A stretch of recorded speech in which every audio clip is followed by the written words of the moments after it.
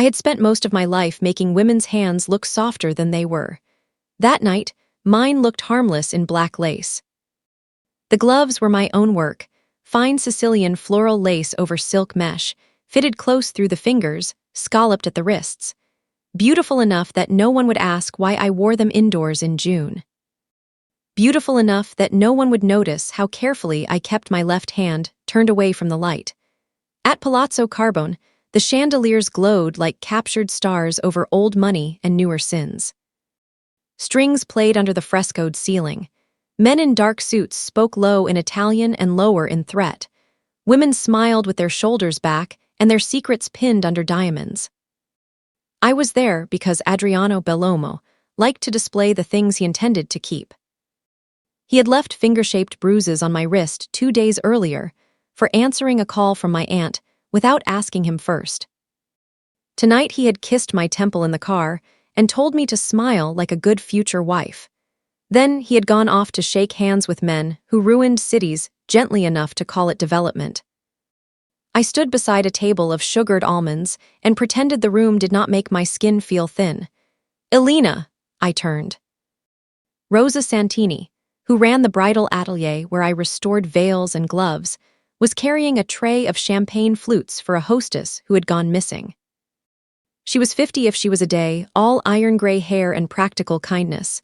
"You're pale," she murmured. "I'm wearing black, it helps." "It does not." I almost smiled, almost. Then the room changed. It happened the way weather changes at sea. No announcement, no obvious shift, just a silence that spread one table at a time until every man with a weapon under his jacket remembered his spine. Raphael Mancini had arrived. I had seen him once before from across via Roma, stepping out of a car so dark it looked wet. Palermo said his name differently depending on who was speaking it. Police said it carefully. Politicians said it as if they had not. Old women said it with a cross over the chest and an extra candle at church. Men in restaurants stood a little straighter when he entered. He was taller than the stories made him, and quieter. That was worse. He moved through the ballroom with 2 men behind him, not touching anyone, not needing to. Dark suit. No tie pin, no ring on his hands. His face gave nothing away except that he was listening to everything. The kind of man whose control had weight. Adriano reached him first with a smile that made my stomach turn. "Mancini," he said. Bellomo, no warmth, no effort at faking it either. I looked down, because good women in expensive rooms were not supposed to stare at dangerous men. But I felt it anyway. That strange, impossible sensation of being seen by someone who had not yet spoken to me. A moment later Adriano was at my side, fingers pressing into my back hard enough to steer. "Come dance," he said through his teeth. "Smile, I'd rather not. I wasn't asking." He turned, expecting me to follow. Another voice cut through before I could move. "Bellomo," Raphael said, "your fiancée looks tired. Lend her to me for one song. I dislike dancing with willing women, they talk too much." Laughter flickered around us, polite, nervous. No one refused men like him in public. Adriano's hand went rigid on my spine. For one terrible second I thought he would say no, then he smiled too wide. Of course, I should have refused, I knew that. I knew better than to exchange one powerful man's hand for another. But Raphael Mancini extended his arm, and the entire room leaned inward without seeming to move, and survival had taught me many things. One of them was that sometimes you stepped into danger because the danger behind you was already known. I placed my right hand in his. His palm was warm, dry, steady. My breath caught before I could stop it. He felt the bruise through the lace immediately. I knew the exact second. His fingers did not tighten. That would have been easier. Instead, they went very still. He looked down once, just once at the black lace over my hand, then up at my face. "Keep smiling," he said. The orchestra changed songs. He moved me onto the floor with the effortless authority of a man used to arranging outcomes before other people understood there had been choices. His hand settled at my waist. Not low, not intimate. Careful enough to almost be formal, almost. "You made these gloves," he said. It was not a question. "Yes." They're too fine for a woman who wants to disappear. I should have lied. I should have said thank you. I should have given him something empty and harmless. Instead, maybe because he had already found the truth in my wrist, I said, they were meant to distract. His gaze sharpened. From what? I looked past his shoulder. From rude questions. There was a beat of silence between us, not empty, measured. Then his thumb found the scalloped edge at my wrist, just that, the whisper of lace against my skin. I stopped breathing. He slid his thumb beneath the edge barely enough to touch the tender bone under it. Not possessive, not gentle either, precise, like a man identifying a weapon in the dark. Pain flickered through me, he felt it. Who? He asked. No softness, no performance. A single word like a closed door. I should have pulled away. I didn't. That was the first mistake I made with him.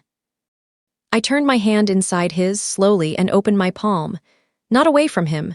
To him. A bruise bloomed across the base of my thumb, ugly as spilled ink beneath the lace. His eyes dropped to it. Came back to mine. Don't, I whispered. Please, don't what? Make me explain it here. Something changed in his face then, not pity. Thank God, not pity. Something darker, quieter. More dangerous. You think I'd humiliate you? I think men like power most when other people are watching. His mouth moved almost like he was considering a smile and had dismissed it on sight. Men like Bellomo do. The correction landed harder than if he had raised his voice. We finished half a turn, one more. Across the room, Adriano was watching us with the brittle stillness of a man performing calm for witnesses. Raphael noticed. Of course he noticed. You live with him? He asked. No, planned. Yes. By choice, I swallowed. The violins climbed. Somewhere silver clinked against crystal. You ask very direct questions for a stranger. You opened your hand. I had no answer to that. His thumb remained at the lace edge, unmoving now, as if even that tiny place had become contested territory. I'm going to ruin your evening, he said. My heart stumbled. Mine, no, Alina. He looked directly at Adriano. His. I had not told him my name. How do you? I know every person in this room worth knowing. His gaze dropped once more to my hand. And every lie worth removing. The song ended. Applause dusted the air. He did not let me go immediately. His fingers closed over mine, full and final, like a verdict not yet spoken aloud. Then he raised my gloved hand and pressed his mouth, not to my knuckles, but to the black lace above the bruise. The entire room saw it. Adriano's face went white. Raphael released me and said, quietly enough for only me to hear, Go stand by the east wall. What are you going to do? His eyes stayed on mine a second too long. What should have been done the first time he raised a hand to you? I felt cold all at once. Don't. Too late, Lace. It was the first time he called me that. Not tender, not kind. An observation sharpened into possession. Then he turned away from me. 2 hours later, there was blood on marble. 3 men on their knees in a private study. Adriano Bellomo begging through a split mouth. And Raphael Mancini, standing over him, with the calm expression of a man correcting an accounting error. I was outside the door when I heard Adriano choke out my name. I didn't go in. I listened to Raphael say, in a voice so controlled it made my bones feel hollow, If you ever put your hands on her again, you won't keep them. Then a softer sound. A knife laid on wood. One door in my life closed forever that night. I did not go home. That should sound dramatic. It didn't feel dramatic at the time. It felt logistical, like not stepping back into a room that was actively on fire. After the study door opened, one of Raphael's men, square-shouldered, thick through the chest, with a face made for threats and eyes made for jokes, walked me through a service corridor and out into a courtyard that smelled like wet stone and citrus leaves. Cars this way, Signorina, he said. I never agreed to go anywhere. Excellent. Then you and the boss already have something in common. He opened the rear door of a black sedan with a courtly little flourish that did not match the pistol under his jacket. Gino Bellafier. Logistics, driving, occasional spiritual suffering. I'm Alina. I know, I hear everything, not by choice. Palermo is made of thin walls and worse men. I should go to my apartment. He winced. Respectfully, no. I have work in the morning. You also have a fiancé with wounded pride and several friends who think a woman is furniture with lungs. He leaned an elbow on the roof of the car. And if you tell the boss you're going back tonight, he'll do that still thing with his face, and suddenly, I'll be moving furniture at 2 in the morning because men can't regulate emotions. I stared at him. He lowered his voice. Also, he already had Bellomo's driver followed. Your apartment won't be empty long. Cold slid down my spine. That isn't possible, Signorina. Gino gave me a look of exaggerated sorrow. You are adorable, and that is not a compliment in our line of work. The rear door across from mine opened. Raphael got in without hurry, as if men had not just bled because of me, because of him, because of the collision between us. He looked at my face once. Get in. I should have fought harder. I know that now. Maybe. Or maybe I tell myself that because I need to believe there had been choices left. Instead, I got in. The villa sat above the city behind iron gates and old olive trees, all pale stone and dark windows. It looked less like a home than a statement about inheritance. Inside, the floors were cool marble, the ceilings high, the silence expensive. Women did exist there, I learned immediately, which mattered more than I expected. The first was Rosa Santini, my Rosa, from the atelier, standing in the entrance hall with her handbag clutched under one arm and an expression that could have disciplined weather.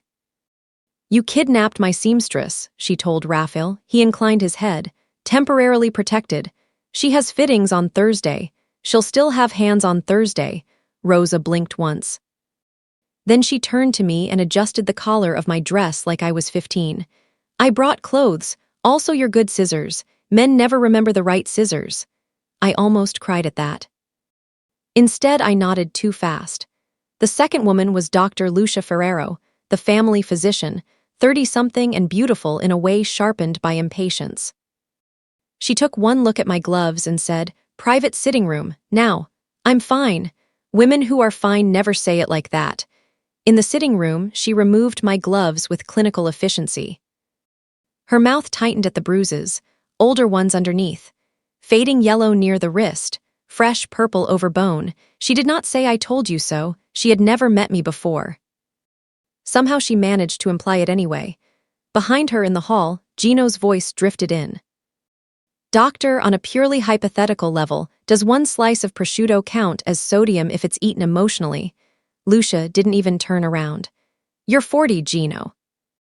If you want to die over cured pork, at least don't make it a surprise. He sighed from the doorway. See. This is no way to court a man.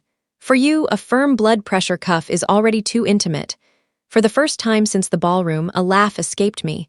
Small, disobedient, real, Lucia noticed. So did Gino.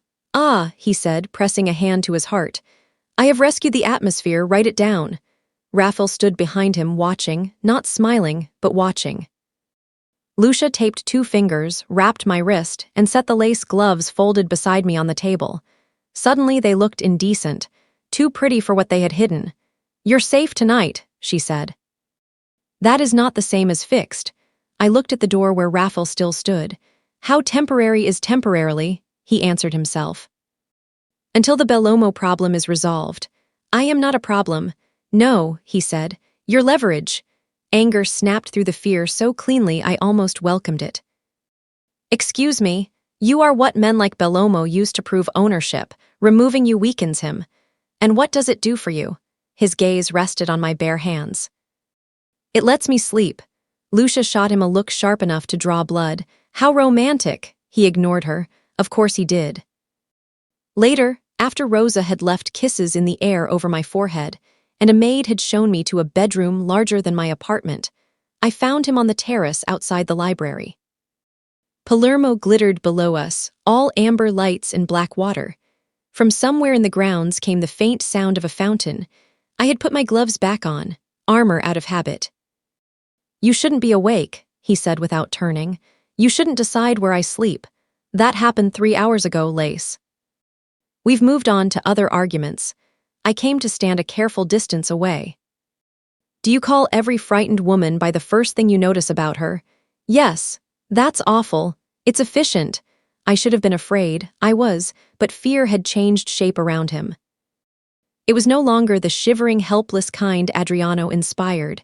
It was alertness, a live wire, something almost worse. You embarrassed him on purpose, I said. Yes. Why? He turned then. Night sharpened his face into angles and shadow. Because men like Bellomo borrow legitimacy from rooms like that. His voice stayed low. They think if they wear the right suit and make the right donations, no one will notice blood on their private life. And you wanted them to notice. I wanted him to know I noticed. The truth of it landed in me so hard it felt like grief. I looked away first. What happens now? I asked. You stay here. You do not go anywhere without my men. You do not answer unknown numbers. You do not contact Bellomo. You enjoy this. What? Rules. His eyes narrowed very slightly. Rules keep people alive. Did they keep everyone alive? I don't know why I said it. Maybe because his control felt too practiced. Maybe because I had seen enough pain to recognize when another person had built themselves around one old catastrophe. For the first time, something moved under his stillness. Barely. Go to bed, he said. I should have apologized. I didn't. Instead, I said, you kissed my hand in front of half the city. I kissed the glove. That's not better. It wasn't meant to be.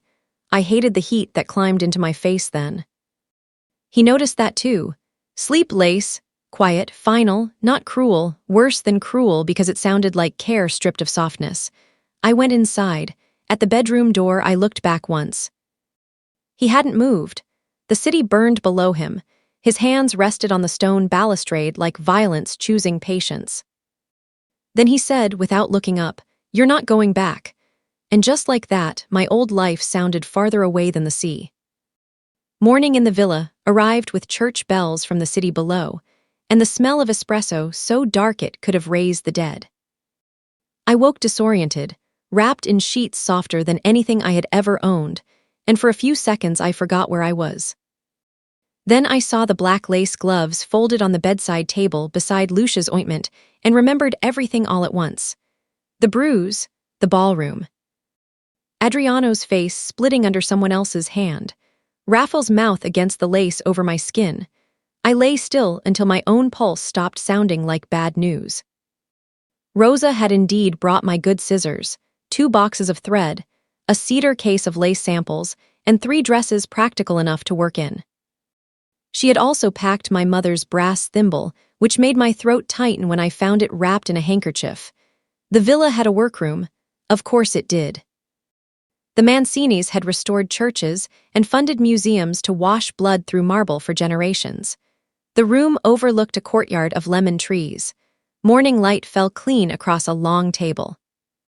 There were shelves of linens, old ledgers, sewing forms, archival tissue, cedar, beeswax, the dry sweetness of old silk. For one reckless moment, it felt like peace. Then I found the veil. It had been left on the center table beneath a muslin cloth. Ancient, handmade, edged in needle lace, so fine I stopped breathing when I lifted it. Sicilian floral motifs, early 20th century, restored at least twice. One area near the crown pulled and restitched by someone grieving or furious because the tension was almost violent. I touched it with reverence. "Don't damage that," said a voice from the doorway. "He looks at it like it can still answer him." Rosa entered carrying coffee and bread. She set both down and came to the table. "Whose is it?" I asked. "His sister S." I looked up. Rosa's face had gone careful. Her wedding veil. Something in the room shifted. I ran my fingers a fraction above the lace, not touching now. "She married?" "No," that was all Rosa said. That was all she needed to. I swallowed hard. "Why is it here?" "Because men keep relics when they can't keep people." Before I could answer, Raphael stepped into the room. He must have heard the last line. His expression didn't change. Rosa, wise woman, lifted the coffee pot. "I'll leave you two to terrify each other in private." When she was gone, silence pressed in. "I didn't know," I said. "I know." He came to the table. Stopped opposite me, the veil lay between us like a third presence. "You restore lace," he said. "Yes. Rosa says you can identify a workshop by tension patterns."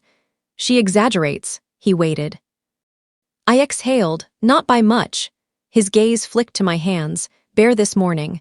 The bruises had turned darker overnight. Then tell me what you see. It took effort to focus, but work had always been a kind of mercy to me. I leaned over the veil. Original handmade net, Palermo technique with convent influence. The crown was torn once, not by wear. I traced the repaired line with my eyes. It was yanked, hard. Someone repaired it later with steadier hands, but they were angry when they began. See how the first 6 stitches are too tight? He said nothing. The lower edge was restored by another person entirely. Better control, older, maybe a teacher. I hesitated. The small flowers at the right side, someone hid a correction under the motif instead of replacing the pattern. That's not standard, it's sentimental. Raphael's jaw tightened once. My mother did that, he said. I looked at him. She fixed what Katerina tore the night before she died. The room went very still. I should have said I was sorry. I know that is what polite women say when handed a tragedy. But grief had never liked politeness, and something about him made rehearsed mercy feel cheap. So I said the truth. That must make this hard to breathe near. His eyes lifted to mine. There it was again, that strange attention that felt less like being looked at and more like being measured against something I hadn't yet understood. Most people say condolences, he said. Most people don't know what else to say. And you do? No, I looked back at the veil. I just know that objects keep the shape of a moment longer than people admit. A long silence followed. Then he circled the table, not quickly, never quickly. He stopped at my side, close enough that I felt the cold he carried in from outside and the cleaner scent beneath his cologne. Night air, stone, something like cedar. My skin went aware all at once. He reached past me toward the veil. His knuckles brushed mine, that was all. A spark ran straight through me. I should have moved, so should he. Neither of us did for one impossible second. Then he lifted the muslin cloth and set it over the veil again with careful hands. I want you to restore a second piece, he said. What piece?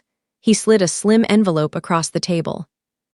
Inside was a photograph of a pair of ivory opera gloves, embroidered cuffs, familiar patterning. My stomach dropped. They were mine. Or rather, a pair I had made 6 months ago for Adriano's mother. Except the embroidery at the cuff was not decorative. It was coded. Tiny variations in petal counts and stem lengths, the kind only a lace worker would notice. Names, dates, shipment routes. I had stitched them from memory after hearing Adriano on the phone with men who thought women in fitting rooms were deaf. I looked up too slowly. Raphael saw it. Why are you pale, Alina? Before I could invent something, Gino appeared at the door with a tray and tragic energy. Bad news, he announced. The doctor has confiscated my salami. Lucia stepped in behind him. Because unlike your arteries, I function. Gino pointed at me. Please tell her a grown man may have one vice. You have 6, Lucia said. Those are personality. Against every rule of the morning, I smiled. So did Rosa from the hall where she had clearly been listening. Raphael did not smile, but something in him eased by a fraction. Then he picked up the photograph again and said, without taking his eyes off me, leave us. Everyone did. The silence after them was worse. I stared at the gloves in the photograph, at my own coded handwork coming back like a confession, and understood with terrible clarity that the bruises I had hidden were not the only dangerous thing beneath lace. Someone was already moving against us. By afternoon, Palermo had turned gold and cruel. I spent 3 hours trying not to lie badly. Raphael took me from the workroom to a private chapel on the estate because, he said, no one ever listened honestly in offices. The chapel had a cracked bell tower and walls lined with old votive niches. Beeswax and stone cooled the air. A saint with one missing hand watched from above the altar as if he had already seen too much and would not be shocked by one more confession. Raphael closed the chapel doors behind us. I hated the sound that made. Heavy wood, iron latch, the particular weight of a place that could keep prayer in and people out. He didn't come closer right away. He stood near the front pew, one hand in his pocket, the other loose at his side. Controlled, patient, which on him felt a lot like pressure. "The gloves in that photograph," he said. "Yours, yes, you embroidered a code into them." I looked at the altar. "Yes, for who? No one. That answer insults both of us." I let out a thin breath. I heard things, calls, names, roots. Adriano used my workroom at the atelier because he thought women and cloth were interchangeable. I stitched what I heard into lace because paper can be found. And if someone found the lace, then it was decorative unless a trained eye knew where to look. His gaze stayed on me. "Why keep records at all?" My father kept accounts for a construction charity. He died after telling my mother some shipments were wrong. Not missing. Wrong. The numbers matched. "The roads didn't." I swallowed. The words tasted old, rusted. Everyone said heart attack. He was 47 and never missed mass. I didn't believe them. "So you listened?" "Yes, and Bellomo never knew. He never noticed the only intelligent thing I did was with my hands." That nearly made him react. Nearly. He stepped closer then, taking the pew-side aisle, slow enough that I could have moved away without losing face. I didn't. Maybe because I was tired. Maybe because I wanted, for one reckless second, to stand still and see what he would do if I let him. "Show me," he said. I blinked. "What?" "The code." I took the photograph from my dress pocket where I had hidden it before coming downstairs. We bent over the front pew together, the glossy paper between us. "The rosebuds at the cuff are districts," I said quietly. "Petal count is day of month, stem direction is root. The knots between leaves mark whether the shipment is cash, weapons, or people." His head turned slightly. "People, girls mostly, moved through charitable housing, then out again, not always. Sometimes drugs, sometimes money. It depends which foundation office signed the papers." Silence flooded the little chapel. When I looked up, something in his face had gone colder than before. "Who else knows this?" "No one." "You're certain?" "Yes, you hid this alone." "I'm here, aren't I?" His jaw shifted once. Then the first shot hit the chapel wall. Stone burst near the door. I flinched before I heard the crack. He moved before the dust settled. 1 second I was standing over the pew. The next his arm had locked around my waist and driven me down behind it so hard my hip struck old wood. Another shot shattered a candle stand. Wax sprayed the floor. "Stay down," he said. There are voices that panic and make panic contagious. His did the opposite. Low, exact. It pinned the chaos into shape. I ducked instinctively, breath trapped under my ribs. He crouched over me, one hand braced on the pew back, his body shielding mine while shouting something in Sicilian too fast and hard for me to catch. Outside, boots pounded stone. Someone yelled. Another shot cracked from the courtyard. His palm flattened against the middle of my back. Not rough, anchoring, it changed everything. I could feel the strength in that hand even through my dress, the restraint inside it, the fact that he was using all of it to cover me instead of reach for the gun at his shoulder first. Dust drifted through shafts of late light. The missing-handed saint stared down. My pulse felt stupidly loud. "Are you hit?" he asked. "No, look at me." I did. His face was inches from mine, cut by light and powder. There was a white scar near his hairline I had not noticed before, another disappearing under his collar. He looked less like a king of anything then, and more like a man built around old emergencies. "Good," he said. He started to rise. Without thinking, I caught his sleeve. His eyes dropped to my fingers. That was our first real touch that wasn't arranged by a dance or a question. My hand on him, my mistake, my truth.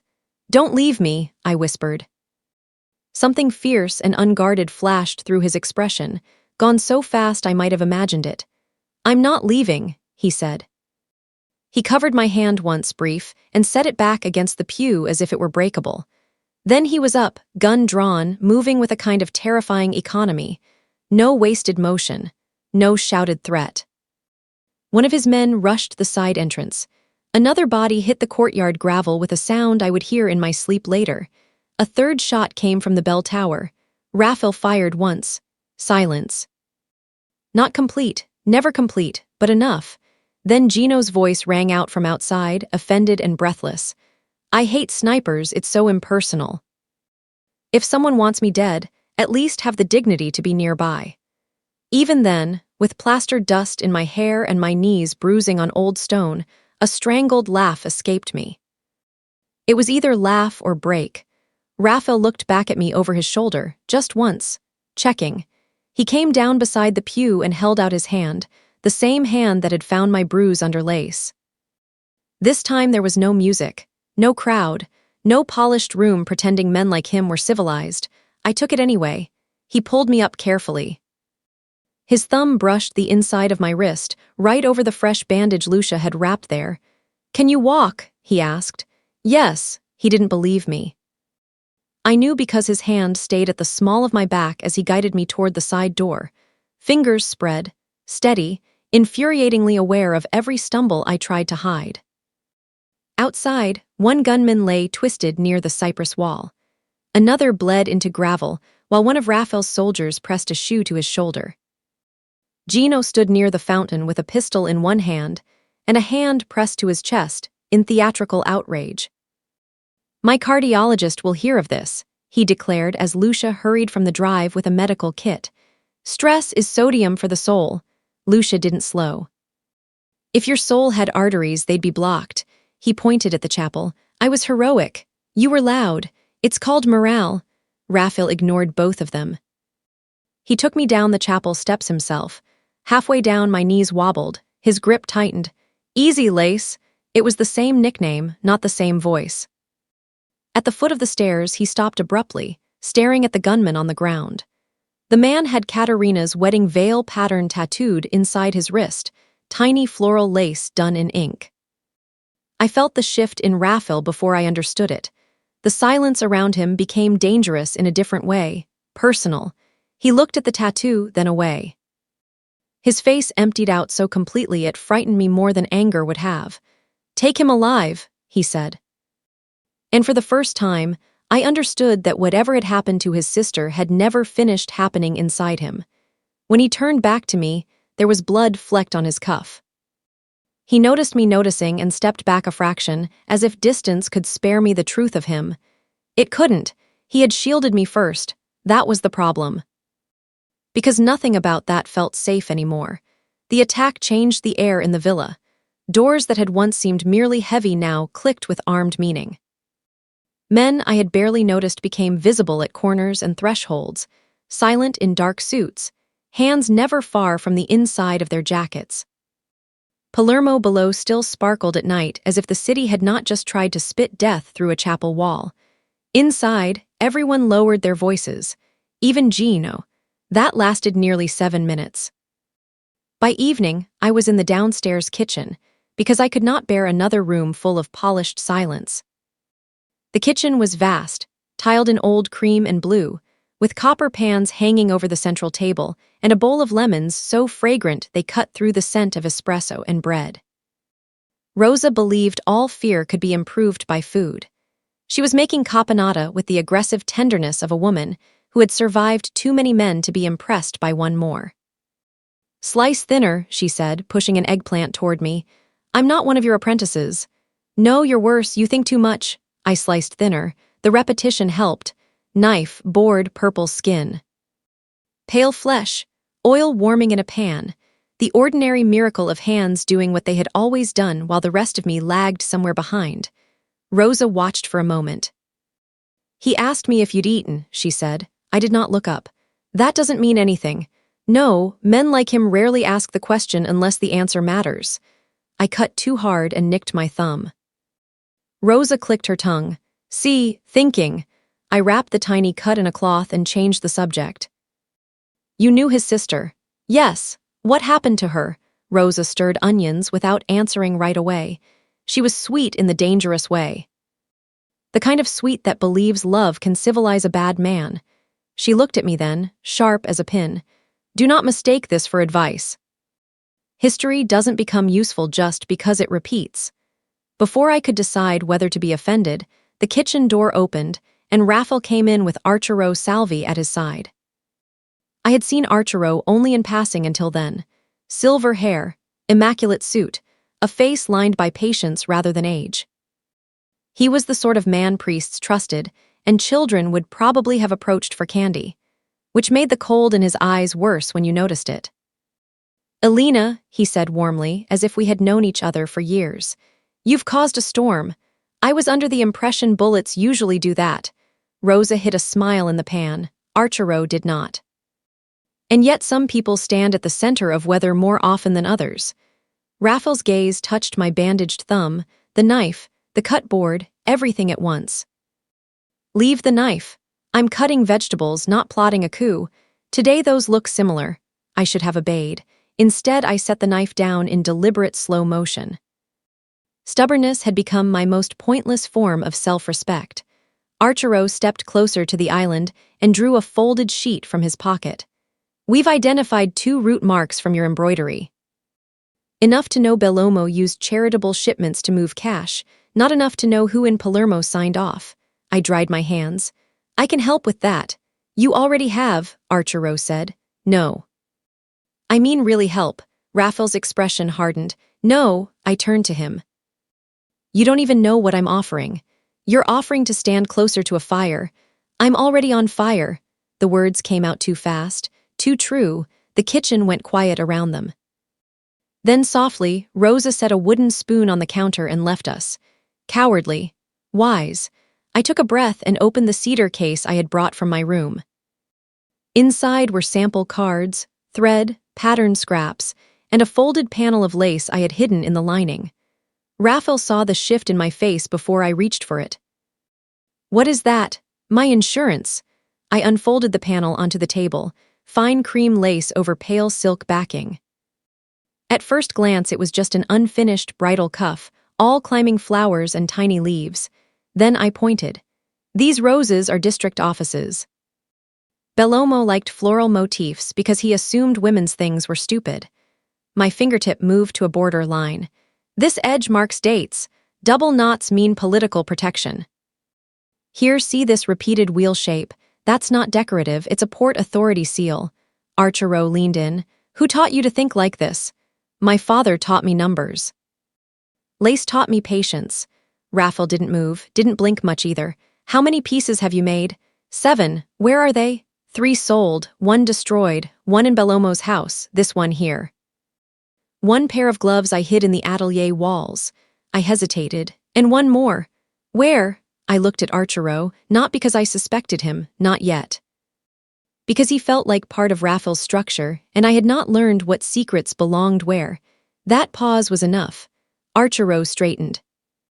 "I should leave you too."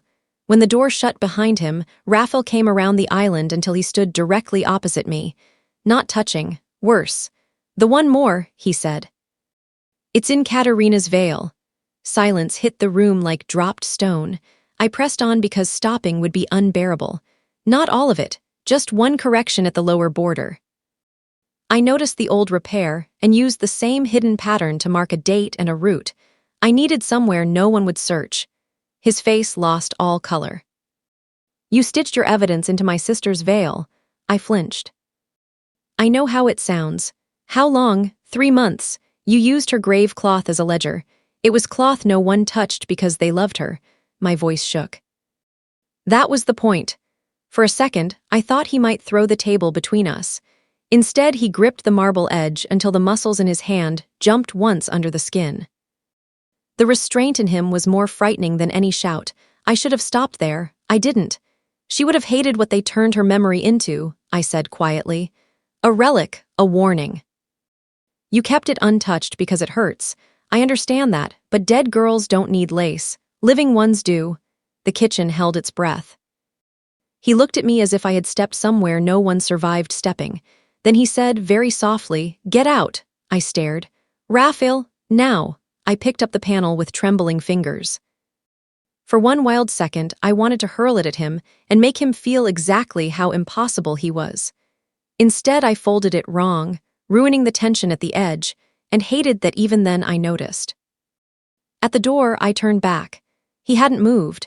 He stood at the kitchen island with his head bowed once, not in weakness but in the shape grief takes when anger wears its face.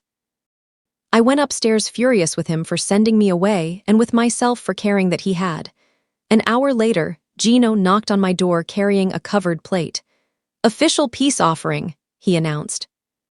From whom? From Rosa, emotionally from me, logistically from the boss because he told someone to make sure you eat, which is practically poetry where he's concerned. I took the plate. It held warm bread, ricotta, olives, and a lemon tart with a sugar shell so thin it cracked at the touch of my fork. What's this? Rosa says you made the filling. I had. Earlier, before the attack, when my hands needed something delicate to do. Bitter lemon under sweet cream, hard shell over softness. I had not realized until then that I had made myself edible. Gino watched my face and sighed dramatically. I swear, if this house gets any more emotionally symbolic, I'm moving in with my cousin and her terrible parrot. He should have made me laugh. Instead, I looked past him into the hall and saw Arturo at the far end, speaking quietly into a phone, his expression gone flat when no one was meant to see it. When he noticed me watching, he smiled. And for the first time, I wondered if the wrong man had been standing closest to Raphael all along. War did not arrive with drums. It arrived with a black SUV on the coastal road, and a driver who died before he had time to be surprised. Raphael had taken me off the estate at dusk to retrieve the gloves from the atelier wall before Bellomo's men could reach them first. Gino drove. 2 cars followed. The sea flashed silver through breaks in the stone barriers as we climbed the road above Mondello, where villas clung to the cliffs like old money refusing gravity. I should have known the quiet was wrong. Palermo always had sound, scooters whining below, church bells, dogs, voices, cutlery.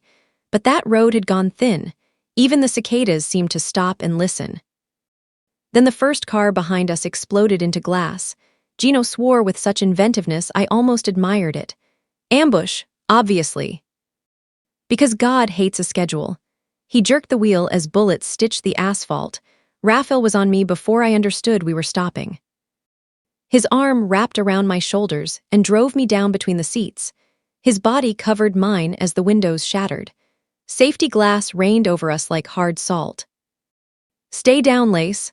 I tasted blood where my mouth had struck my teeth. The car lurched sideways, tires screamed, someone outside shouted. Then Gino yelled, "I'm offended by all of this," and returned fire through the cracked windshield. A bullet punched through the passenger door and buried somewhere in the dash. Raphael's hand cupped the back of my head, not because he needed to, because he would rather be shot than have me break. The car slammed to a stop against the low roadside wall. Beyond it, the sea waited black and indifferent.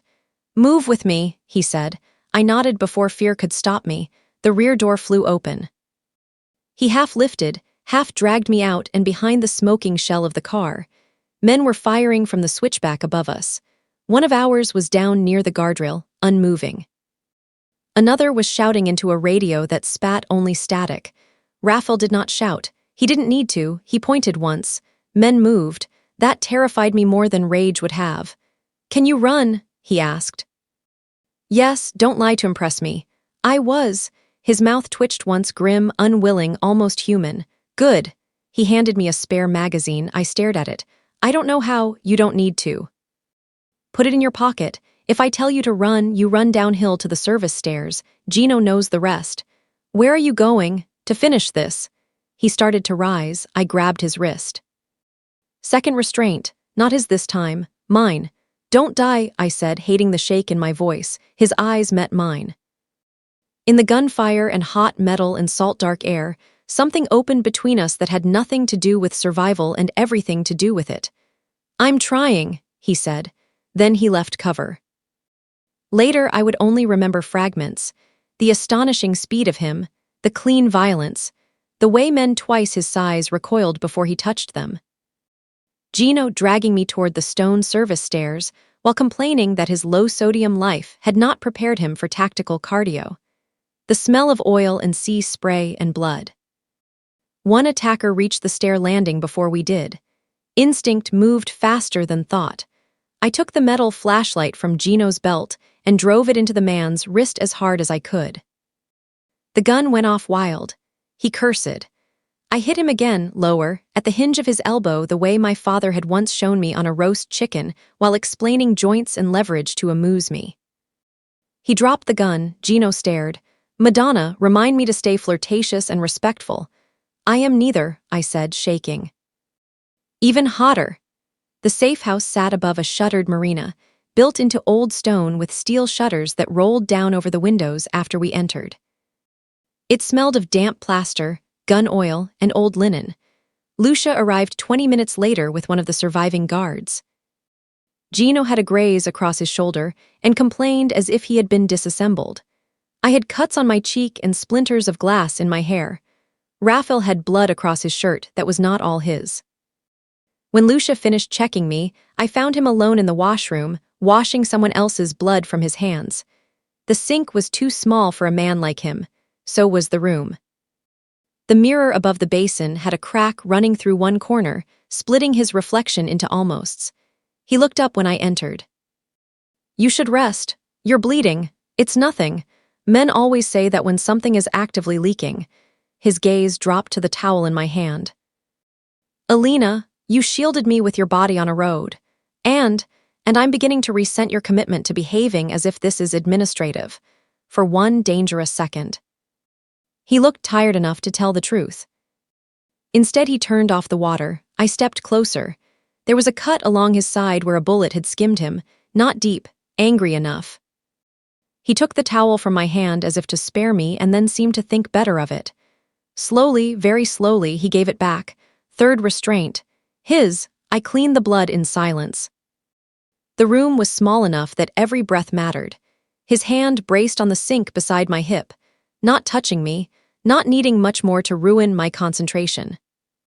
Why did you take the flashlight from Gino? He asked. Because the man with the gun looked committed. You broke his wrist. I restore lace for a living, my hands no tension. That almost did it. Almost made him smile. When I finished, I should have stepped back. I didn't, neither did he.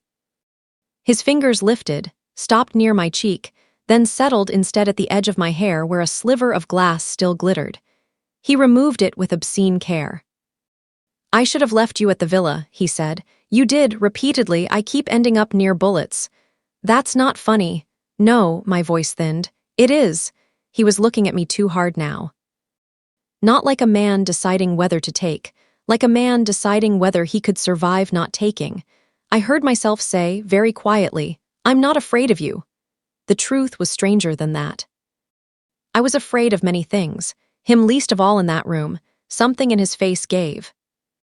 He touched the inside of my wrist where the lace glove usually sat, thumb resting where the scalloped edge had cut its memory into both of us. And then he kissed me, not like a victor. Not like a man owed anything. Slowly, once, a question with all his restraint still inside it. I had never been kissed like that in my life. Not by a man who seemed to know exactly how dangerous tenderness could be. My hand lifted to his shirt without permission from the rest of me. I felt his breath catch. He drew back first. Barely. His forehead touched mine for one impossible second. In the quiet that followed, the world seemed to tilt. He did not kiss me again. He only said, rougher than I had ever heard him, the first night in the ballroom you opened your hand. I swallowed. No one does that with me, he said. They hide, they perform, they beg. You just let me see. My eyes burned unexpectedly. That wasn't bravery. I know. His thumb moved once over my pulse. That's why I can't stop thinking about it. A knock sounded at the door. Hard. Urgent, war had found us anyway. Gino's voice came through the wood, wounded but cheerful. Boss, I regret to inform you Palermo appears determined to continue being Palermo. Raphael closed his eyes once. When he opened them, the man who had kissed me was gone behind the controlled one. But not entirely. He stepped back and said, softer than before, stay behind me, Lace. This time, it sounded like a promise. After the ambush, everything broke at once. The atelier burned first, not all the way down. Bellomo's men were too practical for that. They wanted damage, not spectacle. The front windows shattered. 2 mannequins blackened in the display. Smoke ruined silk, lace, ledger books, years of careful restoration. Rosa stood in the street at dawn, with soot on her cheek and murder in her posture, while firefighters dragged hoses over the cobblestones. I got there after Raffle swore at me for 10 solid minutes and then brought me anyway. This is because of me, I said, staring at the ruined display. No, he said. This is because men lose when they think women are consequences instead of people. Rosa turned at that and gave him a hard look. For someone born in a mafia house, you occasionally say almost useful things. He inclined his head. I work at it. Then she swayed. Lucia caught her before I did. A beam had clipped Rosa's shoulder when the ceiling of the fitting room came down. Nothing fatal, Lucia said later. Torn muscle. Bruising. Weeks of pain. Rosa called it bad timing and asked whether the surviving lace was salvageable before she asked after herself. That did something ugly to me. So did the blood on the fitting room tiles. I had brought this to her door, maybe not intentionally, maybe not alone. It did not matter. It was there. By the time we returned to the villa, another call had come in. One of Raphael's warehouse managers had been found dead in his car near the port, throat cut cleanly. Gino, pale under his tan, reported it from the front hall while Lucia rebandaged his shoulder. That makes 3 locations in 24 hours, he said. And before anyone says it, yes, I know this is a war. I just resent how personally inconvenient war becomes. No one smiled, not even him. Raphael sent men in 6 directions at once. Phones rang, doors opened and shut. Palermo tightened around us like a fist, and in the middle of all of it, my aunt called from Florence. She had heard about the fire from Rosa's sister. She begged me to come north. A train left at 7:30 that evening. She could meet me at Santa Maria Novella with my room ready and work arranged with a conservator who owed her a favor. No Bellomo, no gunfire, no blood on old stone, a life, an actual one. I packed in under 10 minutes, not because I was brave, because I was. I put my mother's thimble in my coat pocket, one dress in a bag, the surviving lace panel in a book sleeve, and the black gloves on top. I stared at them for a long time before I forced myself to close the bag. At the bedroom door, I found Raphael waiting. Of course, his face gave nothing away. Where are you going? I held the bag tighter. Florence. His gaze dropped once to the case in my hand. No, the word should have infuriated me. It did. It also hurt. You don't get to say that. Yes, I do. No, Raphael, you get to command men with guns. You do not get to command the shape of the rest of my life. Your life is exactly what I'm trying to preserve. And everyone around me keeps bleeding anyway. That landed. I saw it. Good, some cruel part of me thought. Feel it. He stepped aside from the door. The movement was so unexpected I just stared. If you want to leave, he said, voice flat with control, I won't lock you in.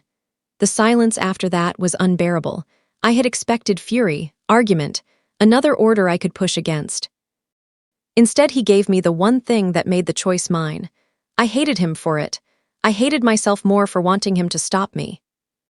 At the station, Palermo smelled like diesel, hot metal, and coffee gone stale under fluorescent light.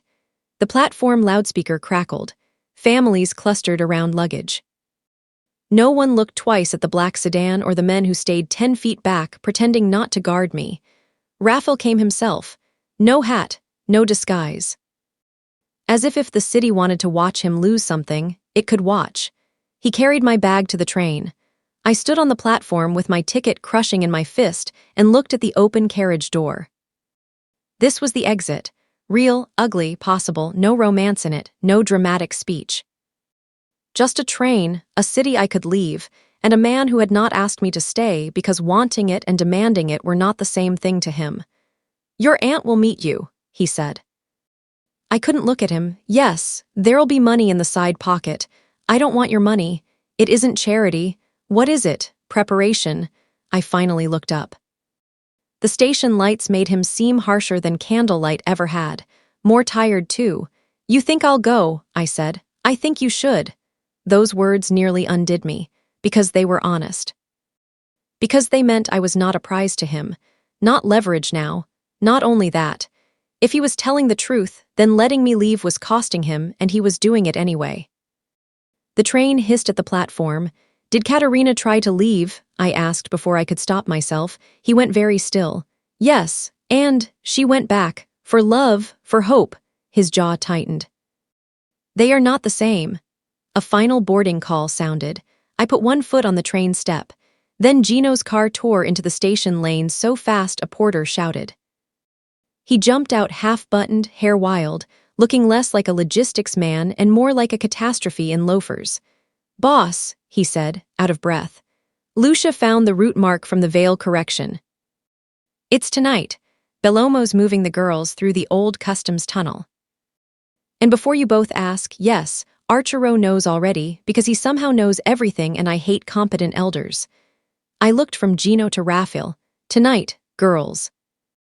The same machinery that had eaten my father's truth and nearly eaten me was moving again, and I was standing on a platform with a ticket out of the city. A different life waited north. So did my own reflection if I took it. I stepped off the train. The relief that crossed Raphael's face was tiny, brutal, there and gone. "This is not for you," I said, my voice shaking now.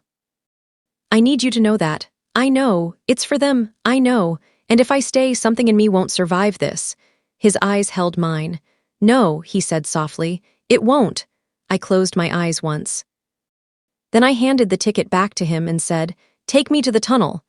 I chose the darkness with open eyes. The old customs tunnel ran beneath a disused warehouse district near the port, bricked over twice in a century, and never fully forgotten by the men who profited from forgotten places. I knew part of the route because my father had once taken me there on a Sunday walk. Back when I thought warehouses were just boring buildings adults owned, and not mouths, in the city where things disappeared. The coated lace in Katerina's veil had marked a storage room and a timing pattern. Enough, I thought, to intercept the convoy before the girls were moved. I was wrong about two things. First, I thought knowing would protect us from surprise. Second, I thought the betrayal, if there was one, would come from someone loud enough to hear approaching. We reached the port after midnight. Salt and diesel sat thick in the air. Cranes loomed against the dark like skeletal saints. Raphael spread his men across the loading yard, while I stayed in the second vehicle with Lucia, who had insisted on coming because someone in the city had to be prepared for everyone else's bad decisions. "Your pulse is absurd," she muttered, pressing fingers to my wrist. "Thank you. That wasn't admiration." Gino leaned into the open door with a flashlight and a paper bag. "I brought emergency almonds." Lucia stared. "For what emergency? For mine. Go away," he sighed, then brightened. "If we survive this, will you finally admit my cheekbones are medically relevant?" "Only in autopsy." He pressed a hand to his heart and withdrew. I smiled despite myself. Then Archero Salvi opened the warehouse side door from within. My relief was immediate and stupid. "He got here ahead of us," I said. Raphael's expression did not change, but he lifted one hand subtly, a hold signal to his men. Archero stepped into the spill of light, suit immaculate, silver hair untouched by the wind. He looked like a man arriving for a quiet dinner rather than an armed operation. "It's clear inside," he called. "The tunnel entrance is open." Bellomo moved the schedule. Something in Raphael's stillness sharpened. I felt it a beat later, not from Archero's voice, from the door behind him. A second shadow moved, then a glint. "Down," Raphael shouted, too late. The world snapped sideways, men surged. Gunfire broke the dark in hard white bursts. Lucia dragged me by the arm behind a pallet stack as bullets tore splinters from wood. Gino hit the ground, swearing about betrayal and blood pressure in the same breath. I saw Archero step back into cover without surprise, without urgency, as if this was exactly where he had always meant to stand. "No," I whispered. Lucia looked at me once, understood everything by instinct and said, "Don't freeze now." But I did for one terrible second, because betrayal is not loud when it lands. It is precise. It enters through trust and sits down where certainty used to be. Raphael fired toward the doorway and shouted commands. Men obeyed. 2 went down. 1 crawled behind a forklift, leaving a smear I couldn't stop seeing. Then someone seized me from behind. A cloth over my mouth. A forearm across my chest. I bit, twisted, kicked backward blindly. Enough, a man hissed in my ear. You're more valuable breathing. I drove my heel down hard and felt a shin buckle. The grip loosened. Not enough. Another arm caught me. A needle flashed at the edge of my vision. I clawed at the black lace gloves in my coat pocket on pure instinct. Not the gloves themselves. The steel lace pick I kept tucked inside one cuff. My fingers found it. I slashed backward. A curse, warm blood over my knuckles. The man shouted and let go. I dropped low, drove backward with my shoulder, and tore free just as the needle grazed my neck instead of sinking deep. Lucia was right. Don't freeze now. I ran, not far. Far enough to reach the side corridor by the old freight lift before another pair of hands caught my coat and dragged me through a half-open steel door. This time it was Archero himself.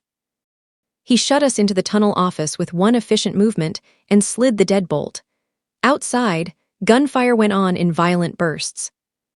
Inside, the room was almost absurdly ordinary: metal desk, yellowed lamp, accounting ledgers, damp brick, the hum of an old vent. Archero smoothed his cuff. I stared at him, breath tearing in and out of me.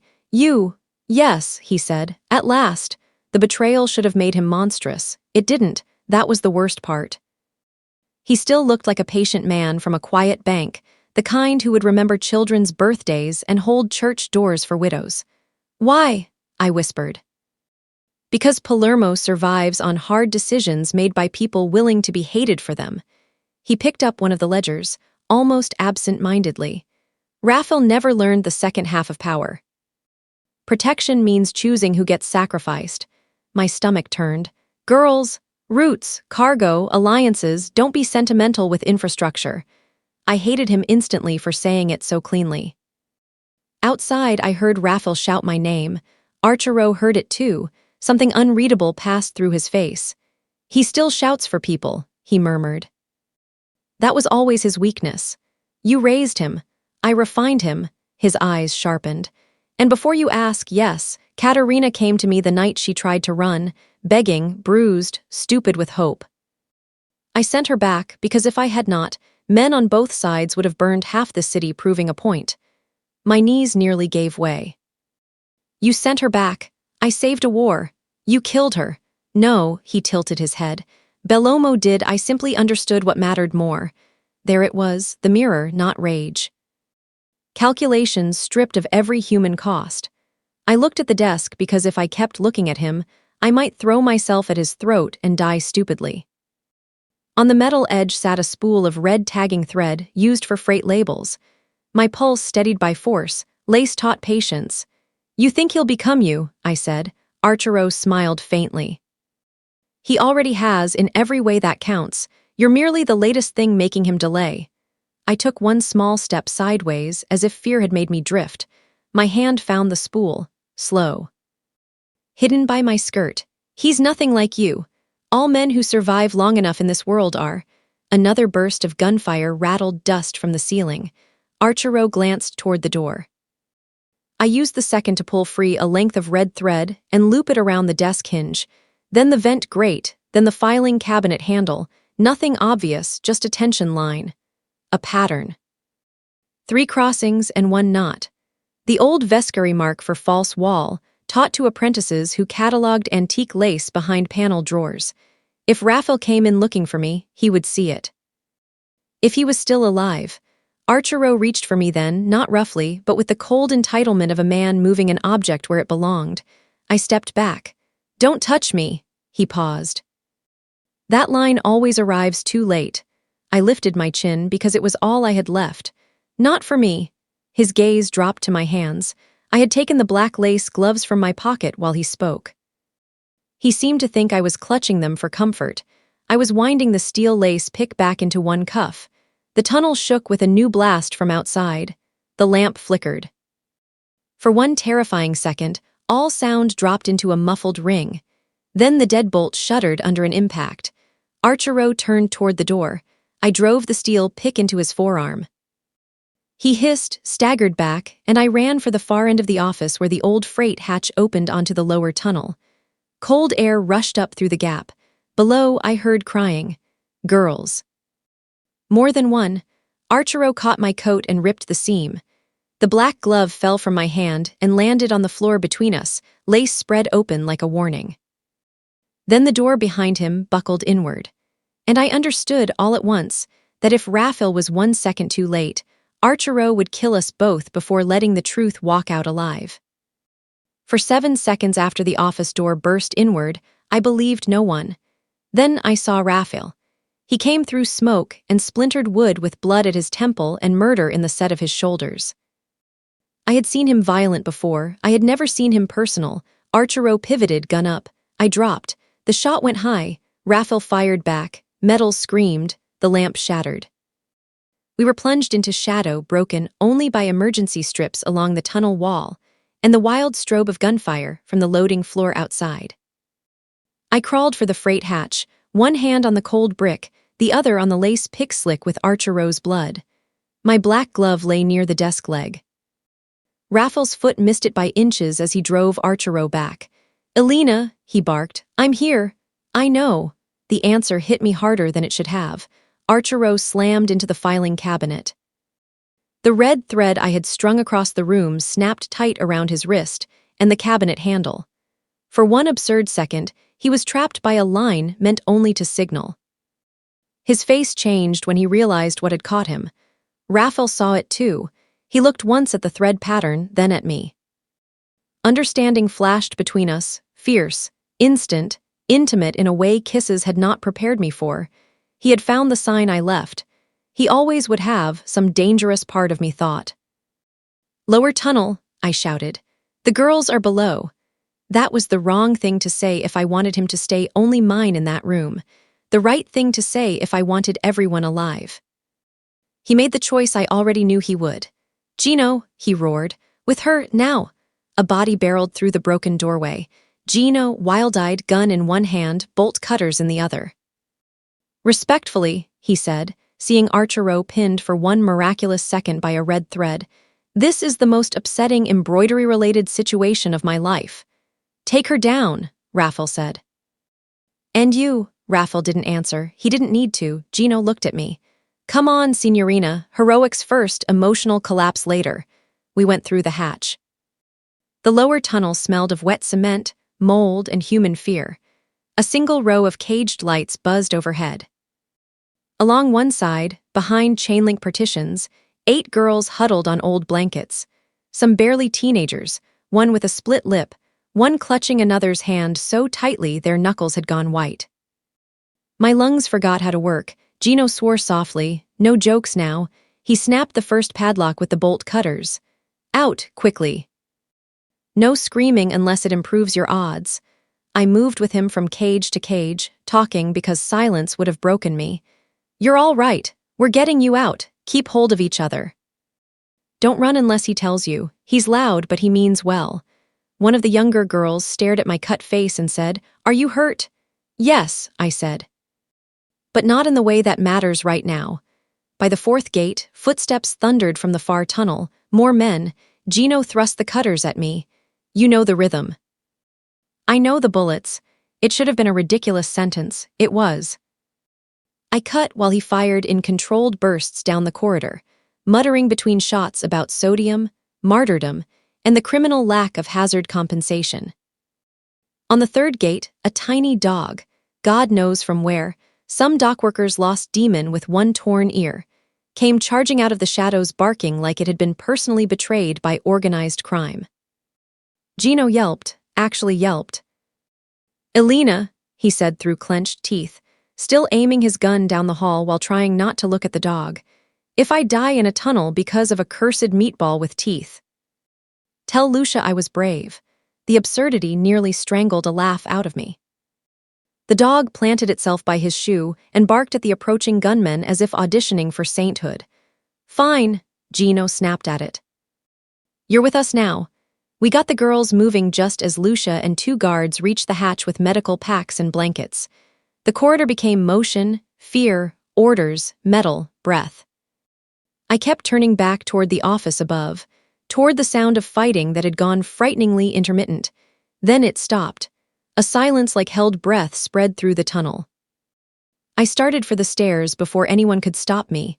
"Elena," Lucia shouted. I ignored her. At the top, the office door hung open.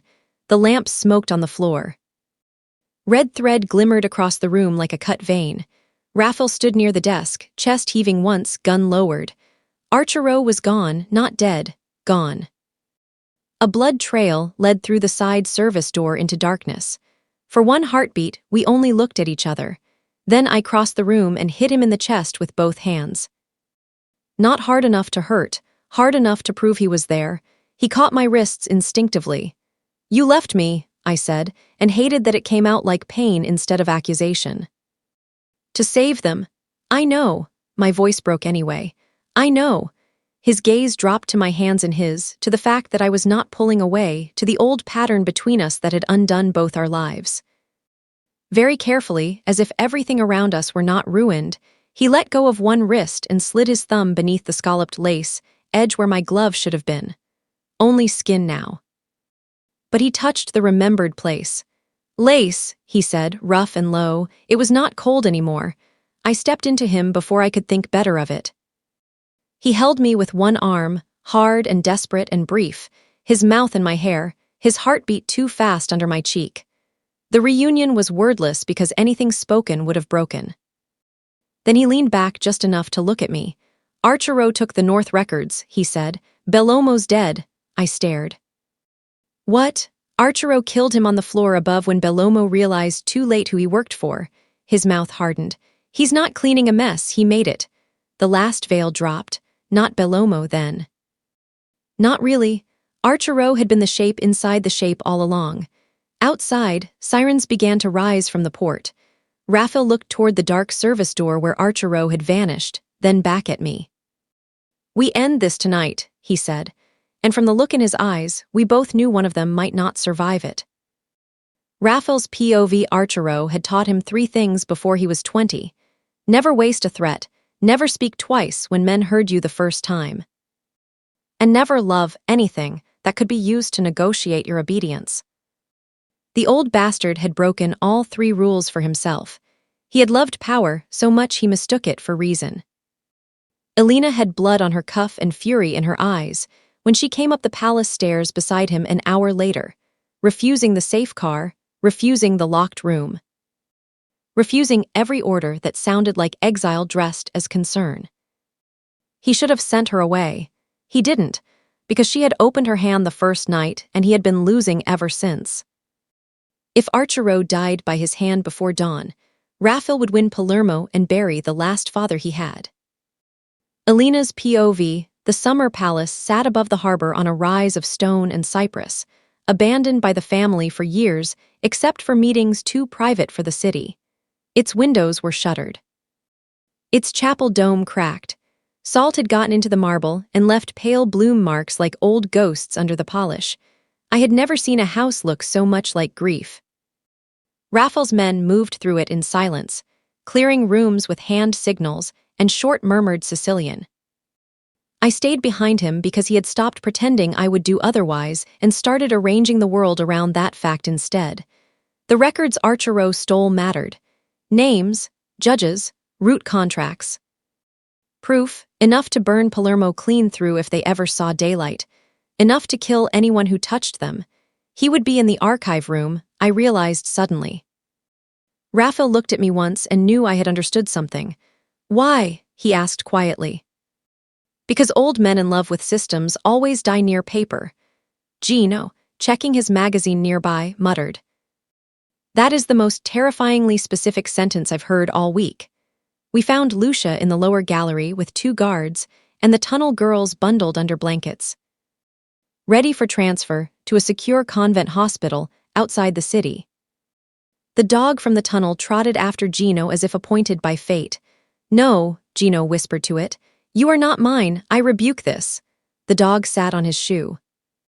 Lucia didn't look up from taping a girl's wrist. "Congratulations. You've been chosen. If I survive organized crime to co-parent a rodent-sized tyrant, I want it noted that no one protected me." Even then, a strangled laugh moved through the room. Relief. Human and ridiculous and necessary. Then one of the upstairs shots sounded. All humor vanished. We ran. The archive room door stood open at the far end of the west corridor. Inside, shelves climbed to the ceiling, lined with ledgers, marriage contracts, old maps, tax papers, family histories bound in leather. In the center, on the long oak table, lay Katerina's veil. My heart stopped. Archero stood behind it with a pistol in one hand and a silver lighter in the other. There was blood down his sleeve where I had stabbed him. He looked tired now. Older. More dangerous for it. I wondered if you'd come here first, Raphael said. Archero's eyes moved to me, then back to him. You brought her. Still sentimental. I brought a witness. No, Archero glanced at the veil. You brought your last excuse. Raphael did not answer. I did. You sent her back. Archero's gaze sharpened. Women hear one truth and think they own the story. Then tell the rest. His mouth curved. You really are why he's unraveling. That struck because it was true and false at once. Raphael stepped into the room. Put down the lighter. Or what? You'll shoot the man who taught you restraint. Archero laughed once low. Katerina never understood the arithmetic either. Bellomo's father wanted alliance. Bellomo wanted her. She came to me bruised, begging for a way out. I told her to endure one more week while papers settled. She ran to the church instead. Bellomo found her there. His eyes did not blink. If I had helped her flee, we would have had a war then.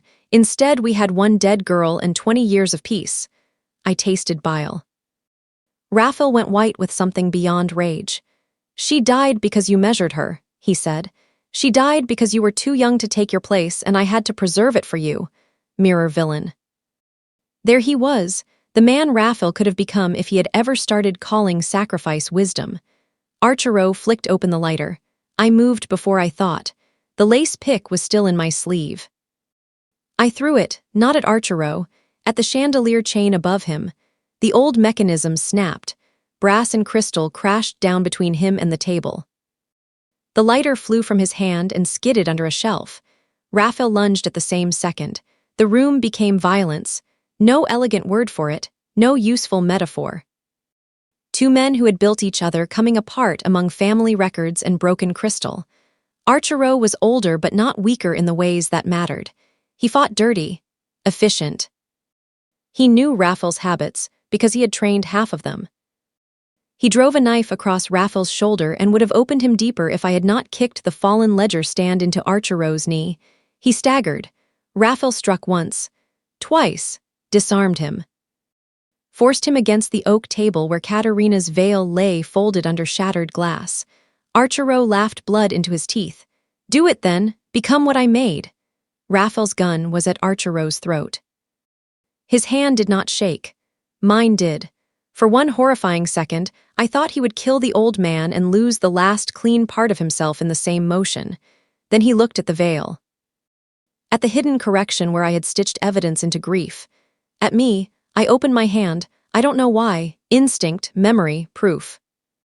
The same thing I had done in the ballroom when there had still been a version of us untouched by all this. His eyes dropped to my palm. Choice returned to his face.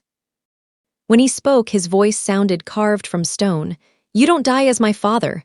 Then he shot Archero through the heart. Not revenge. Judgment. Archero folded where he stood, hitting the marble with one final, graceless sound. The archive room rang with the aftershock. Smoke drifted. Somewhere downstairs, a woman began to cry softly, the delayed cry of someone who had survived long enough to understand it. Raphael did not move for several seconds. Neither did I. Then Gino appeared in the doorway, saw the body, saw our faces, removed his cap, and for once had no joke. Lucia came after him and laid 2 fingers to Archero's throat out of habit, not hope. Finished, she said quietly. Raphael looked at the dead man who had raised him and ruined his sister and said, with no triumph in it at all, it is over. Peace was not peace. It was paperwork. Funerals, witness statements given in rooms where police pretended to be surprised by names they had protected for years. Convent transfers for the girls from the tunnel. Repairs to the atelier. Repairs to the villa. Repairs to things in me that no doctor could tape into place. Archero's records burned half of Palermo's respectable mask away, not all of it. Cities like ours never cleaned fully, but enough men fell that others suddenly remembered conscience. A judge resigned. 2 council offices emptied overnight. 3 shipping routes vanished. The charitable foundation Bellomo had used was seized. One of the rescued girls chose to testify. Another chose silence and a new name. Both felt brave. Raphael attended every meeting he could not avoid and came home looking as if each one cost him skin. He had become quieter after the palace, not distant. If anything, more present. More deliberate about small things. He asked whether Rosa had enough funding to reopen. He had a ramp built at the atelier because her shoulder still hurt on stairs. He made Gino carry paperwork to Lucia's clinic rather than sending a courier because, in Gino's words, apparently my humiliation is now part of the budget. It is, Lucia said dryly. And under preventive care, the tiny tunnel dog remained. Gino named him minister because he's corrupt, loud, and too small for the authority he feels. Minister followed him everywhere. Gino complained constantly and slept with the dog in the crook of one arm whenever he thought no one could see. By late autumn, the fig tree in the villa courtyard had gone bronze at the edges. Rosa was back at the atelier 2 days a week, bullying apprentices into competence. I had moved my workroom into the old lemon room off the East Hall and taught 3 rescued girls how to catalog antique lace, because skill, unlike pity, gave the hands something to do. I had not gone back to my old apartment. I had not asked what that meant. Neither had he. That was the shape of us for a while, built in acts, not speeches. T left outside my door on mornings after nightmares, his jacket around my shoulders on the terrace without comment, my mending the torn lining of his overcoat where a knife had found it. His thumb at my wrist when passing me a glass, always once at the place where lace used to hide bruises, almost had become something steadier, not less charged. More dangerous because it had room to last. The evening he asked me, there had been rain in the morning and damp earth under the fig tree by dusk. I found him in the courtyard without a jacket, sleeves rolled, looking at the new paving stones as if they had offended him personally. What did they do now? I asked. They're crooked. I stood beside him. You run half a city and you're losing a war with stone. It's the principle, of course. He glanced at me then. And there was the faintest ghost of the man who had once almost smiled in a washroom and then refused himself the luxury. Walk with me, he said. That should not have changed my pulse. It did. We crossed to the far side of the courtyard where the fig tree threw late shadows over the wall. Beyond it, I could hear Rosa arguing with an apprentice inside the house and Gino declaring that Minister had once again stolen a piece of chicken with criminal intent. Ordinary sounds. Impossible sounds. I loved them with a fear that still surprised me. Raphael stopped beneath the tree. No ring box, no kneeling. Thank God. He turned to face me fully, hands empty at his sides. I know what I am, he said. I opened my mouth to stop him from speaking like a verdict, but he continued. And I know what this life asks of anyone who stands near it. His eyes held mine with the same unsparing steadiness they had in the ballroom, only now I knew the cost under it. So I'm not offering safety, I can't. My throat tightened. I'm offering truth, he said. A house where nothing is hidden from you, my name on yours if you want it. My protection whether you take the name or not, and the right to tell me no even now. The fig leaves shivered above us. In the kitchen window behind him, I saw Rosa freeze with a dish towel in hand. Lucia appeared at her shoulder. Gino's face materialized next, then vanished when Lucia elbowed him downward. I almost laughed. Instead, I felt tears burn unexpectedly. You make proposals sound like contracts. I know, it's terrible. I know that too. He stepped closer, not close enough to trap me. Close enough that I could smell rain dried into wool and the colder note beneath his cologne, the outside dark scent I had learned before I learned peace. I love you, he said, no speech around it. No decoration, the naked truth because at last he could afford no less. Everything in me went still. I had known, maybe, in acts, in choices, in the way he had let me leave and let me return. In the ramp built for Rosa, in the girls learning lace in the East Room, in the fact that he had never once asked me to be less myself to fit his world. but hearing it was another wound entirely. A good one. I don't know how to answer that beautifully, I whispered, his face softened by a fraction. Then don't. So I gave him the only honest thing I had. When I left for the station, I said, voice shaking, part of me hoped you would stop me. And part of me prayed you wouldn't, because if you had, I might have stayed for the wrong reason. I swallowed. I stayed anyway, for the right one. I think that means I've belonged to this choice for a long time. His breath left him once. I reached into my pocket and took out one of the black lace gloves, restored now, the bruise-hidden thing transformed by surviving. I slid it on and held out my hand. His eyes dropped to it. Very carefully, he took it, thumb under the scalloped edge, same gesture, no fear in it now. Yes, I said. Something in his face, something old and armored and patient, broke open into warmth so quiet it hurt to see. He lifted my gloved hand to his mouth, the exact echo of the ballroom. Only this time when he kissed the lace, it felt like a vow instead of a warning. Thank you, he said, so softly I almost missed it. For what?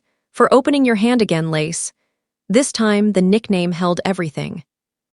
Behind the kitchen window, Gino popped back up and mouthed, finally. Lucia yanked him down by the ear. I laughed into the evening, and beneath the fig tree, with the house noisy and alive around us, it sounded almost ordinary. 9 months later, the ordinary thing was the most radical thing I had ever done. Morning came through the east workroom in bands of pale gold, laying itself over lace boards, thread cards, and the long walnut table where 3 apprentices bent over a christening gown, while Rosa pretended not to be proud of them. Outside, the courtyard fig tree had leafed green again. Somewhere below the window, Minister barked at a delivery cart as if national security depended on it. Someone retrieve the tyrant, Gino called from the hall. He's threatening produce. He learned from you, Lucia answered. I am wounded. You're alive. Don't exaggerate. Their voices moved through the house like whether I had learned to trust. The east room had become ours in the way rooms do when work happens there often enough. Mine first, then somehow his too. He came in at odd hours to stand in the doorway and listen to scissors, thread, women talking softly, lives being remade into careful pattern. The rescued girls were no longer girls, not exactly. One had chosen nursing school in Messina. One ran our books with terrifying accuracy. One still startled at loud footsteps but laughed now without covering her mouth. I wore lace often these days, not to hide. To remember that the same thing could mean different lives depending on who touched it. That morning, I was finishing a pair of ivory gloves for no wedding at all. For my own stubborn pleasure, really.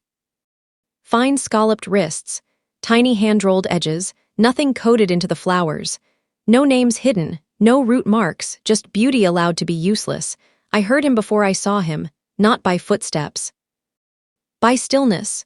The room changed around him the way it always had, though now it was not fear that announced him. It was attention. My apprentices looked up. Rosa did not. If you're here to steal my best worker, take a number. She lives with me, Raphael said. She works for me. I outrank you. In what church? I smiled down at the glove in my hands. He came to stand beside the work table, not too close while others watched. He had learned that from me, or for me. With him, I could never tell where one mercy ended and another began. How bad? I asked. 2 lawyers, 1 deputy minister, and Gino claims minister ate a customs receipt. Did he? Yes. Then I'm on the dog's side. His mouth shifted with the beginning of something warm. Obviously, Rosa sniffed. Take your wife outside if you intend to look at each other like that in my workroom. Heat climbed into my face despite 9 months, despite marriage. Despite the fact that half the household had already noticed the softer, whether between us. My wife, the word still startled me in the best way. We had married quietly in the winter chapel on the estate with Rosa crying into a handkerchief she claimed was for her sinuses, Lucia serving as witness in a suit sharper than any priest's argument. And Gino arriving late because minister had escaped into the olive grove with 1 ceremonial ribbon in his teeth. Nothing fairy tale about it. No pretending the dark had gone out of his world. Just vows spoken by two people who understood the cost of hearing them. Outside, the courtyard smelled of basil warmed by sun and stone just beginning to give up the night's cool. He followed me to the fig tree, where the light broke green through the leaves. For a while, we simply stood there. That had become one of my favorite things about us. The scenes where nothing happened and everything did. You didn't sleep much, I said. He looked at me. Neither did you. Bad dream.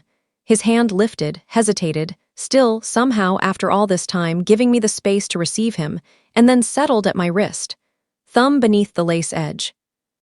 The sensory memory of it went straight through me. Not fear now. Recognition. Home, if home were a touch that had once found damage and now found only pulse. You make a sound before you wake, he said quietly. What kind of sound? Like you're trying not to call for help. Something in my chest tightened. Old habit. I know. There was the unresolved thread, I thought suddenly. Not whether I loved him, not whether he loved me. That was settled. It was whether the old selves we had survived would ever stop echoing in the dark. Maybe they wouldn't. Maybe love was not the erasure of those echoes, but the person who learned their shape and stayed. I looked down at our hands, at the glove, at the place his thumb rested. Do you know what I remember most from that first night? I asked. The ballroom. Yes. He was silent for a beat. You opened your hand. I smiled without meaning to. I was going to say that too. His gaze sharpened in that old, dangerous way made tender by time. You did it again just now. I blinked. I had. Somewhere between workroom light and courtyard shade, I had turned my palm fully into his without noticing. Offering instead of guarding. Truth by habit now. He looked at our joined hands as if the sight still cost him something. When you did it the first time, he said, voice low, I knew I was in trouble. I laughed softly. Because of a bruise? No. His thumb moved once under the lace. Because you were hurt and still chose the direction of your own honesty. No one in my world had ever done that with me. They gave me what fear required. You gave me what was true. The tenderness of that nearly undid me more than any grand declaration ever could. I stepped closer, until my forehead rested briefly against his chest. The house behind us went on living, Rosa scolding, Minister barking, Gino insisting he was misunderstood by both medicine and dogs, Lucia telling him that for once the dogs had excellent judgment. This is a dangerous life, I said into his shirt. I know, I chose it anyway. I know, I leaned back and looked at him. Would you have let me leave that day at the station? He answered after a long moment. Yes, that's still terrible.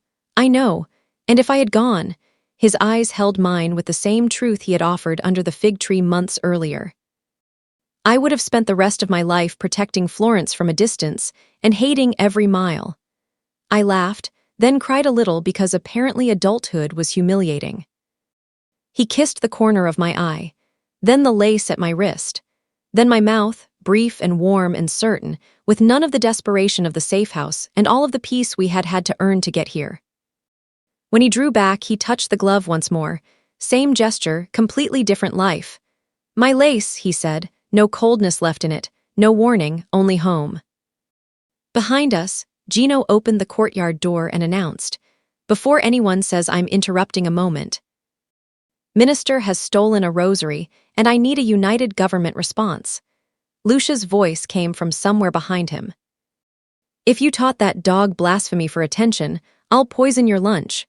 Raphael closed his eyes once in patient defeat. I laughed into the morning and took his hand, opening mine around it without thinking, without fear, without lace meant for hiding anything at all. And that, more than the vows, more than the war, more than the blood on marble or the names we dragged into daylight, felt like the true ending of us. Not that the darkness had disappeared, but that when it returned in echoes, it no longer found me alone. Would you have chosen Raphael and let the life you once imagined for yourself die for it? Have you ever loved someone enough to stay after seeing exactly what it costs?